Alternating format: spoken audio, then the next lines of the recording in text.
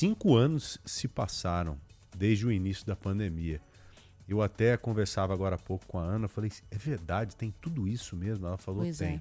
Então nós temos algumas coisas importantes. Primeiro que o tempo tá voando, hein? Que doideira, gente. Parece que a gente fechou os olhos, abriu 5 anos depois. Ainda bem, né, que passou rápido esse tempo de um momento crítico que nós enfrentamos mundialmente falando, algo assim, sem precedentes, totalmente surreal, que eu espero muito do fundo do coração não experimentar novamente algo tão terrível e que até hoje lança consequências pra gente. Até a violência contra a mulher, eu vi um especialista explicar, não sei se você viu isso, Ana, que aumentou depois da pandemia. Eu falei, pô, mas o que tem a ver o coronavírus com isso e tal?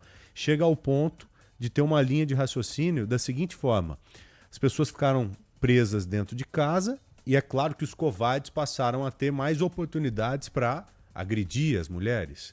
E se acostumaram ainda mais a fazer isso. E quem não tinha muito costume, criou o costume.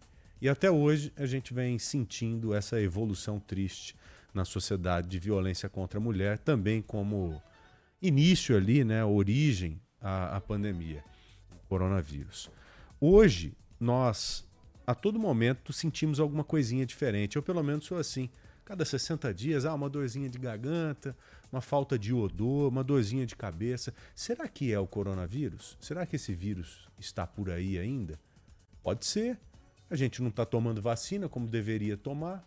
5 anos depois, como que estamos hoje falando de pandemia, de coronavírus, de vacinação ou falta de vacinação?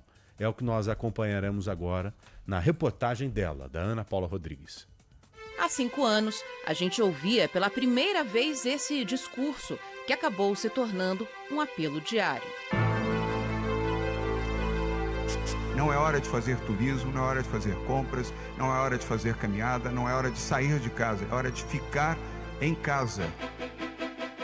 Em 11 de março de 2020, 3 meses depois de a China confirmar o surgimento de uma doença que atingia os pulmões, a Organização Mundial da Saúde decretava a crise mundial por causa da Covid-19. No dia seguinte, em 12 de março, foi confirmada a primeira morte pelo coronavírus no Brasil, ocorrida na capital paulista. Em tempo recorde, foram produzidas vacinas contra a Covid-19. A primeira dose no Brasil foi aplicada no braço de uma enfermeira, que atuava na linha de frente contra a doença. Doenças como coqueluche, varíola, tétano, você só cuida com vacina. Então por que não tomar essa vacina que tá agora aí pra gente tomar? Por que o medo? 5 anos depois, a mesma pergunta ainda pode ser feita. Por que os índices de vacinação seguem baixos no Brasil? Em 2021, o país atingiu o pior índice em cobertura vacinal em 20 anos. De lá para cá, houve uma evolução, mas ainda distante da proteção que fez o país ser símbolo da vacinação no mundo. No ano passado, a meta de imunização foi alcançada em apenas 3 das 19 vacinas para o público infantil: BCG tuberculose, poliomielite e tríplice viral. Apenas metade dos municípios brasileiros tem bons índices de aplicação de doses em crianças. Sobre a Covid-19, 8 em cada 10 pessoas não tinham tomado as doses de reforço contra a doença até o fim do ano passado. Para o médico sanitarista e ex-presidente da Anvisa, Gonzalo Vecina, reflexo da falta de políticas públicas para a conscientização da população. Os negacionistas conseguiram, os negacionistas não conseguiram nada. Quem conseguiu foi a gente não fazendo políticas públicas adequadas.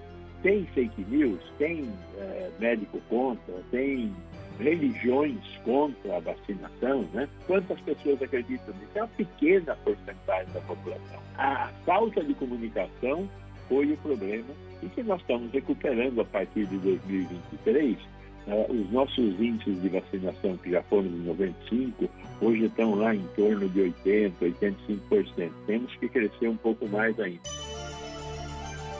O infectologista e colunista da Rádio Bandeirantes, Evaldo Stanislau, afirma que mesmo depois do fim da emergência sanitária da Covid, é preciso continuar o combate às fake news, porque novos quadros, como o vivido pelo mundo 5 anos atrás, devem se repetir. A ciência está melhor preparada.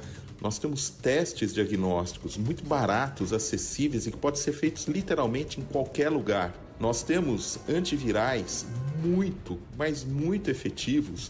E nós temos, claro, uma vacina, e foi a vacina que garantiu que a gente saísse do estado de emergência sanitária. Eu acho que é uma encruzilhada, o negacionismo ele continua forte, as pessoas, de certa forma, estão blindadas ao assunto Covid, e infelizmente o que a gente observa é que a pergunta não é se teremos nova pandemia, mas quando teremos nova pandemia. E por isso, a mensagem final que eu gostaria de deixar é que a gente precisa estar pronto. Em 5 anos, o Brasil passou de 39 milhões de casos de Covid-19. A doença matou 714.736 pessoas, segundo o Ministério da Saúde. Bom, excelente material, como não poderia ser diferente, feito pela nossa Ana Paula Rodrigues, e a sonorização do Roger Palme Duarte, que é um outro craque. E ruim, né, em alguns momentos a gente ouvir essas coisas novamente, mas importante de assimilar algumas mensagens.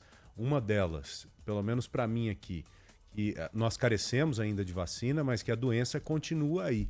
Aí você se pergunta, pô, eu tô com algum sintoma, por que eu vou fazer o teste? Qual o objetivo de eu fazer o teste? É para eu me isolar e não contaminar os outros? Essa é a parte romântica e correta. O correto de se fazer é isso, é você ficar em casa, protegido ali para não passar a doença para outras pessoas. Agora, como nós somos muito egoístas, nós, seres humanos, e obviamente eu me incluo nisso, nós fazemos o teste para quê?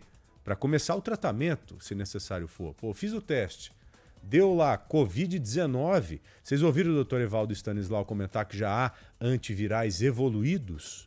Você pode iniciar o tratamento. Então tem esses dois lados. Gostei dessa mensagem aí, Aninha. É isso. E eu te falo que quando eu comecei a fazer essa reportagem, começou a me dar um mal-estar, sabe? A gente acaba revivendo um pouco, né? Do que a gente passou 5 anos atrás. Quem não conhece alguém que faleceu ou que perdeu uma pessoa muito próxima? Exato. E a nossa rotina aqui também, como jornalista, era muito pesada, porque a gente tinha que lidar o dia todo com essas notícias, né? E nós não paramos um dia, hein? Não, nenhum. Mas isso não é o pior. O pior é isso daqui que o nosso ouvinte vai falar.